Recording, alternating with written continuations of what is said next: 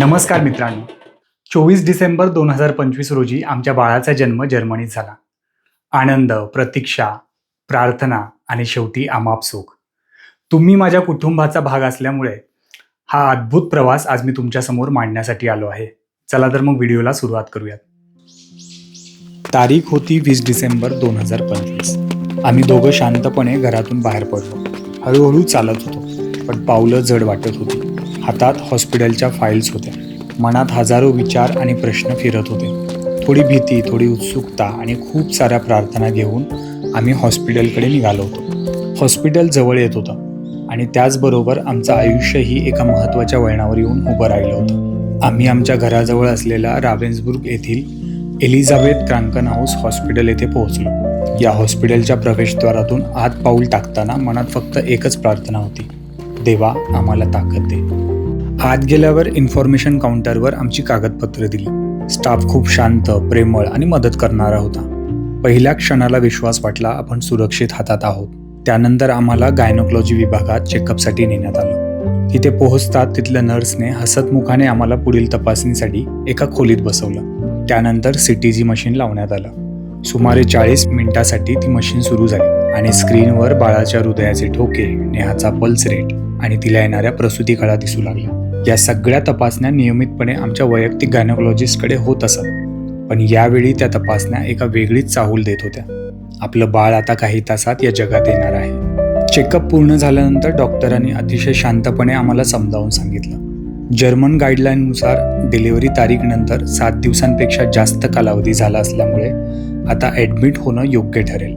म्हणजेच पुढच्या सगळ्या प्रक्रिया आणि घडामोडी आता इथेच पूर्णपणे मॉनिटर केल्या जाणार होत्या.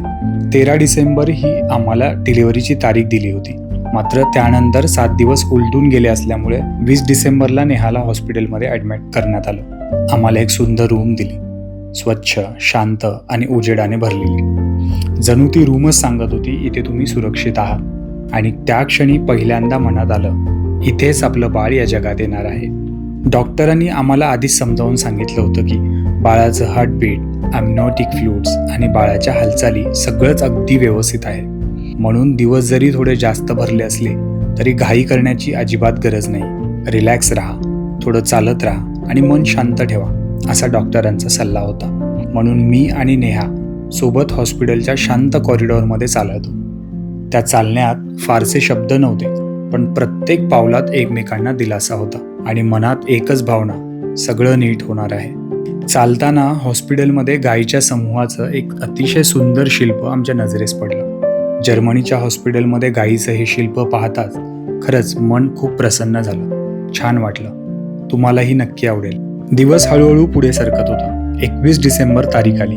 प्रसूतीच्या वेदना येत होत्या, पण अजून इरेग्युलर होत्या, त्यामुळे अजून प्रतीक्षा सुरू होती. सकाळी 7 वाजता नाश्ता तयार झाला होता आणि नेहाला निरोप आला, तुम्ही नाश्ता घेऊ शकता. फळं, ज्यूस, वेगवेगळे ब्रेड्स, कॉफी, चहा, म्युस्ली, योगर्ट, बटर आणि चीज, सगळं नेहाला आणि बाळाला योग्य पोषण मिळावं म्हणून इतकं काळजीपूर्वक ठेवलेलं होतं. नंतर नेहाला लंचसाठी मेनू कार्ड दिलं गेलं. तिच्या आवडीप्रमाणे जेवण निवडायचं. मी सुद्धा हॉस्पिटलच्या कॅन्टीनमधून थोड्या शुल्कात जेवण घेत होतो आणि मग आम्ही दोघं बसून दुपारचं जेवण एकत्र खायचो. सगळं जेवण इतकं नीट आणि काळजीपूर्वक हॉस्पिटलमध्ये तयार केलं गेलं होतं. प्लेटवर नेहाचं नावाचं लेबल, प्रत्येक पदार्थ व्यवस्थित ठेवलेला आणि शेवटी गोड डिझर्ट, सगळं अगदी परफेक्ट. हॉस्पिटलच्या या सेवा खरंच अवर्णनीय होत्या. दररोज दिवसातून 4 वेळा नेहाला चेकअपसाठी मॉनिटरिंग केलं जात होतं. प्रत्येक वेळी 40 ते 60 मिनिटं काळजीपूर्वक लक्ष देऊन तपासणी केली जात होती. आणि सगळ्यात महत्त्वाचं, जर्मनीतील हॉस्पिटलमध्ये वडिलांना म्हणजेच पार्टनरला पत्नीबरोबर डिलिव्हरीच्या वेळेस संपूर्ण वेळ राहण्याची परवानगी असते. म्हणून मी नेहासोबत संपूर्ण वेळ होतो. आमच्यासाठी हे खूप महत्त्वाचं होतं. हीच खरी सुरक्षिततेची आणि आधाराची भावना होती. पुढचे 2 दिवस सगळं असंच चालू होतं. चेकअप, नाश्ता, चालणं, वाचन, घरचे फोन आणि विश्रांती. चेकअप दरम्यान अल्ट्रासाऊंड, CTG हे सर्व अत्याधुनिक मशीन वापरले जात होते. डिलिव्हरी रूममध्ये water bath, exercise ball, adjustable bed अशा सगळ्या सुविधा उपलब्ध होत्या. सगळं इतकं नीट आणि काळजीपूर्वक प्लॅन केलेलं होतं. त्याचबरोबर सर्वत्र हायजीन पूर्णपणे राखली जात होती. आमच्या अनुभवानुसार हॉस्पिटल टीम खरोखरच बेस्ट टीम होती. 20 तारीख गेली, 21 तारीख गेली, कुठल्याही प्रकारचं काही जाणवत नव्हतं. सकाळी 8 ते संध्याकाळी 8पर्यंत मी तिथे असायचो हॉस्पिटलमध्ये, पण संध्याकाळी रात्री 8च्या नंतर मला घरी यावं लागायचं. आपल्या घरापासून ते हॉस्पिटल साधारण 15 ते 20 मिनिटं अंतरावर आहे. आणि अशा दरम्यान मग 22 तारखेला रात्री मी जेव्हा 8 वाजता घरी आलो त्यावेळेस नेहाचा मला मेसेज आला की रात्री 1 वाजता की मला थोडंसं लेबर पेन जाणवतं आहे आणि तुम्ही पटकन या म्हणून. आणि त्यावेळेस मग मी पटकन इथून निघालो आणि मग 22 तारखेची जी रात्र होती त्यावेळेस मग परत एकदा डॉक्टरांनी सगळ्या गोष्टी तपासून बघितल्या. लगेच अल्ट्रासाऊंड केलं, CTG केली, त्यामध्ये बाळाचं हार्टबीट, परत आईचे पल्स रेट आणि मग येणाऱ्या कॉन्ट्रॅक्शन म्हणजे प्रसूतिकाळा किती येतात ह्या सगळ्या गोष्टी तिथे तपासल्या जातात. आणि ह्या सगळ्या गोष्टी त्यांनी तपासल्या आणि तेव्हा कळालं की सुरुवात तर झाली आहे पण वेळ लागू शकतो. आणि इथे असं असतं की किती वेळ लागेल हे आपल्याला कुणालाही अंदाजा सांगता येत नाही. 22 तारीख जी निघून गेली, 23 तारीख लागली आणि 23 तारखेला सकाळी सकाळी पुन्हा एकदा तिला कळा जाणवत होत्या. म्हणजे ह्या पूर्णपणे आपण म्हणू शकतो की ह्या फॉल्स कॉन्ट्रॅक्शन म्हणजे ज्या खोट्या प्रसूती कळा असतात जे डिलिव्हरी होण्याच्या अगोदर ह्या गोष्टी बॉडी प्रिपेअर करत असते, अशा सगळ्या गोष्टी होत्या. एका पलीकडे ह्या सगळ्या गोष्टी चालत होत्या पण दुसरीकडे आमच्या घरच्यांच्या सर्वांचे फोन चालू होते की तुम्ही हॉस्पिटलमध्ये 20 तारखेपासून आहात, डिलिव्हरी झाली का नाही, काय झालंय, इतका वेळ का लागतोय, अशा बऱ्याच प्रश्न होते. आणि मग त्याच्यामुळे थोडंसं स्ट्रेस लेवल वाढत होतं. 23 तारखेचं जी रात्र आहे तिथे खरा संघर्ष तिथे सुरू झाला आणि कळा ह्या एक्स्ट्रीम लेवलच्या होत्या. आणि त्यावेळेस मग आम्हाला मनामध्ये खूप भीती होती की आता काय होईल, एक्स्ट्रीम लेवलचा असा प्रॉब्लेम येतोय. आणि थोडंसं फॅमिली लांब असल्यामुळे बऱ्याच गोष्टी थोड्याशा जाणवत होत्या की आपल्याजवळ कोणतरी असायला पाहिजे होतं. आम्ही खूप देवांची प्रार्थना केली. त्याच्यानंतर ती रात्र काढणं म्हणजे आमच्यासाठी खूप मोठं एक चॅलेंज होतं की कधी एकदाची डिलिव्हरी होतीये आणि डॉक्टरही वेळोवेळी सगळ्या गोष्टी तपासत होते पण मनात एक वेगळ्या प्रकारची भीती होतीच नक्कीच. नेहाला पण खूप जास्त त्रास होत होता. मला तो त्रास बघून मलाही भरपूर फिलिंग येत होती की खूप जास्त होतंय, आता काय करायचं, पण मी तिला जाणू देत नव्हतो. आणि त्याच्यानंतर मग डॉक्टरांनी पुन्हा एकदा मॉनिटर केल्यानंतर सांगितलं की 6.5 सेंटीमीटर डायलेट झालेला आहे. जेव्हा 10 सेंटीमीटर डायलेट होईल तेव्हा बाळ जन्मासाठी रेडी आहे आणि आपण पटकन करू शकतो.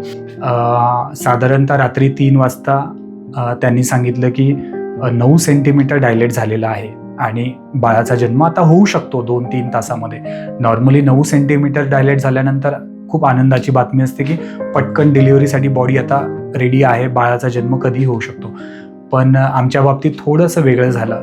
9 सेंटीमीटर झालं तरी पण बाळाचा जन्म होत नव्हता आणि त्यावेळेस मग थोडासा स्ट्रेस जाणवायला लागला. डॉक्टरही आले, त्यांनी पुन्हा एकदा तपासणी केली आणि त्यांनी ठरवलं की इतका वेळ झालाय म्हणजे 22 तारखेची आदली रात्र आणि पूर्ण 22 तारखेची रात्र, 23 तारखेचा पूर्ण दिवस आणि आता 23 तारीख संपून 24 तारीख लागणार आहे, तरी पण काय होतंय, ह्या सगळ्या गोष्टी प्रॉब्लेमॅटिक होत्या. आणि मग त्यांनी ठरवलं की आपण पटकन आहे त्या जागेमध्येच एक अल्ट्रासाऊंड करून बघूयात की नेमकी सिच्युएशन काय आहे. त्यांनी तसं सगळं एक अंदाजा बांधून पटकन एक अल्ट्रासाऊंड केला आणि त्यावेळेस कळालं की आमच्या बाळाचं थोडंसं जे डोकं आहे ते थोडंसं त्याने वर केलं होतं बर्थ कॅनलमधून. उशीर होण्यामागचं हेच कारण होतं की बाळाने डोकं थोडंसं वर केलं आहे. आणि नंतरच्याला मग त्यांनी सांगितलं की तरी घाबरण्यासारखं काही नाही आहे, आणखी बाळाची पोझिशन सिफॅलिक पोझिशनमध्येच आहे म्हणजे डोकं खाली आहे आणि बर्थ कॅनेलच्या जवळच आहे, म्हणजे डिलिव्हरी होण्याचे चान्सेस आहेत, घाबरू नका तुम्ही कुठल्याही प्रकारचं. जे मोठे डॉक्टर होते सिनियर, तर त्यांनी आम्हाला असा निरोप दिला की 1 तास तुम्ही थांबू शकता, 1 तासानंतर थोडंसं रिस्की आहे. जर नॉर्मल बर्थ नाही झाला तर मग आपण C-सेक्शन करूयात, कारण की बाळ 1 तासानंतर स्ट्रेसमध्ये जाऊ शकतं. साधारण 20 ते 22 तास ऑलरेडी झालेले होते आणि नेहाची बॉडी पूर्णपणे थकलेली होती. मी तिथे पूर्णपणे थकलेला होतो, कारण की 22 तारखेपासून आम्ही व्यवस्थित जेवण केलं नव्हतं. सतत त्याच रूममध्ये, डिलिव्हरी वॉर्डमध्ये आम्ही दोघंही होतो आणि एकीकडे स्ट्रेस, एकीकडे फॅमिलीचे कॉल्स, एकीकडे तिला येणारे कॉन्ट्रॅक्शन एक्स्ट्रीम लेवलचे, ह्या सगळ्या गोष्टी. आणि डॉक्टरांनी अशामध्ये दिलेली न्यूज की शेवटचे तुमच्याकडे 1 तास आहेत. त्याच्यानंतर मग मी नेहाला सांगितलं की नेहा घाबरू नको, जर जर आपल्याकडे आपण एवढा प्रयत्न केलाय, 20 तास उलटून गेलेत आणि आपण आपला बेस्ट देतोय, तर जर नाहीच झालं तर आपल्या हातात काहीच नाही आहे, पण तू घाबरू नको कुठलीही गोष्ट. जगामध्ये बऱ्याच जणांचे सी सेक्शन होतात आणि व्यवस्थित 15 ते 20 दिवसामध्ये बॉडी व्यवस्थित रिकवर होते. तर घाबरण्यासारखं काहीच नाही आहे. शेवटी आपल्याकडे पर्याय आहे. महत्त्वाचं आहे की तुझी व्यवस्थित हेल्थ चांगली असली पाहिजे आणि बाळाची, हेच आपल्यासाठी आत्ता महत्त्वाचं आहे. पण नेहाने ठरवलं की नाही, 1 तास आहे, मी शेवटचा प्रयत्न करतेच. म्हणजे तिच्याकडे ऑलमोस्ट शून्य एनर्जी होती, कुठल्याही प्रकारची एनर्जी नव्हती, तरी तिने एकदा ते धाडस दाखवलं. अर्धा तास तिने प्रयत्न केला शेवटच्या 1 तासामध्ये, तरीही जमत नव्हतं. आणि त्यावेळेस मग मी परत एकदा त्या डॉक्टरांना सांगितलं की आता आमची भीती वाढत चाललेली आहे, आपण काहीतरी निर्णय घेऊयात.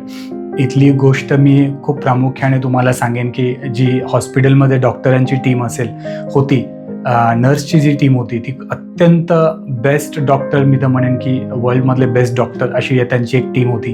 ते ज्या प्रकारचा आम्हाला सपोर्ट दाखवत होते, जो प्रत्येक गोष्टीने दृष्टिकोनातून असो, जसं की मेंटली सपोर्ट असेल, इमोशनली असेल, आणि एक्झॅक्टली जो सायंटिफिकली नेहाला ज्या गोष्टी लागत आहेत त्या सगळ्या बरोबर वेळेवर आणि योग्य पद्धतीने त्या गोष्टी ते लोक पार पाडत होते. आणि त्याच्यामुळे आम्हाला एकीकडे थोडासा दिलासाही वाटत होता.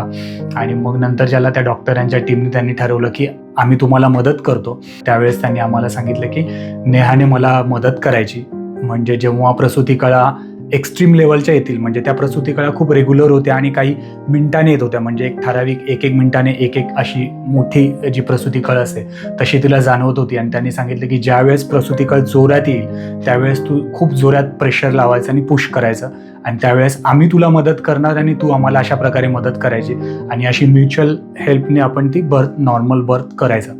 आणि असं सगळं ठरलं आणि आम्ही सगळं रेडी झालो. भयानक परिस्थिती निर्माण झाली होती आणि डॉक्टरांनी मग थोडंसं पोटाला आधार देऊन आणि थोडंसं पुश करून नेहालाही मदत करायला लावली. आणि सगळ्या गोष्टी असा करता करता पुढच्या 5 ते 10 मिनिटांमध्ये मग बाळाचा जन्म झाला आणि सगळं व्यवस्थित पार पडलं.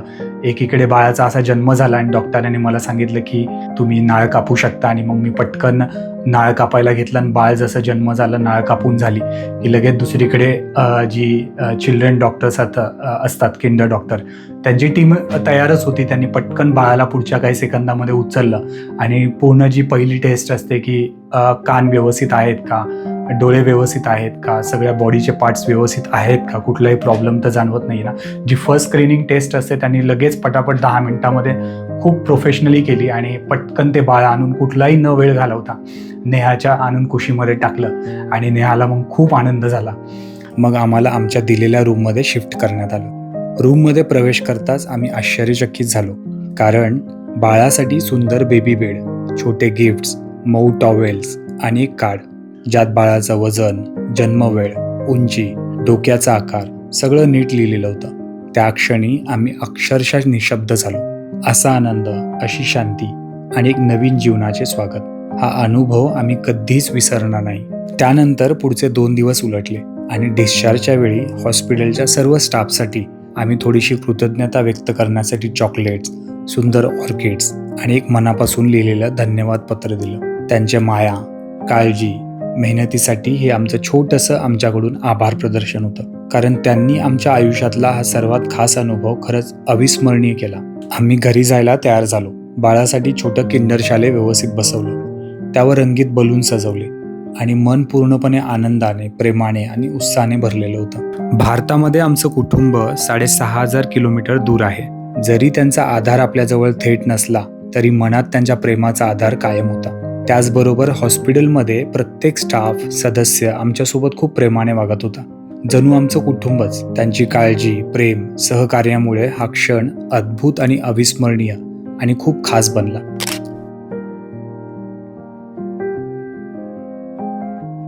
आता तुम्हाला प्रश्न पडला असेल, अरे याला खर्च किती आला? तर उत्तर अगदी सोपं आहे, 0 रुपयाचा. कारण इथल्या जर्मन हेल्थ इन्शुरन्स कंपनीकडून हा पूर्ण खर्च कव्हर झाला. आमच्या दोन्ही फॅमिलीने भारतात छान सेलिब्रेट केलं. माझे आई बाबा गावी असल्या कारणाने इथून मुंबईवरून माझ्या भावाने त्यांच्यासाठी मिठाई पाठवली आणि त्यांनी सुद्धा 11 किलो पान सुपारी घेऊन संपूर्ण गावामध्ये वाजत गाजत ती वाटली. हा व्हिडिओ बघून खरंच मन भरून आलं.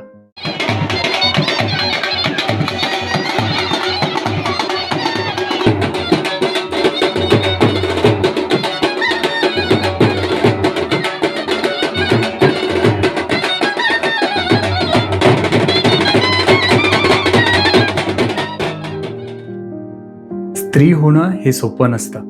बाळाच्या जन्मावेळी ती असह्य वेदना सहन करत असते आणि त्या क्षणापासून तिचा आई म्हणून नवीन जन्मच होतो. एकाच आयुष्यात ती मुलगी, सून आणि आई म्हणून सगळे रोल खूप चोखपणे निभावते. आपल्या प्रत्येकाच्या जीवनात एक स्त्री खूप अविभाज्य भाग आहे. जाता जाता एकच सांगू इच्छितो, सर्व नवीन आई होणाऱ्या महिलांसाठी आणि विशेषतः ज्यांचे कुटुंब दूर आहे, आम्ही एकच संदेश देतो: घाबरू नका, मजबूत राहा. स्वतःची आणि बाळाची काळजी घ्या आणि हो, सकस आणि पौष्टिक आहार घ्यायला विसरू नका. तुम्हा सर्व मातांना आमचा मानाचा सलाम.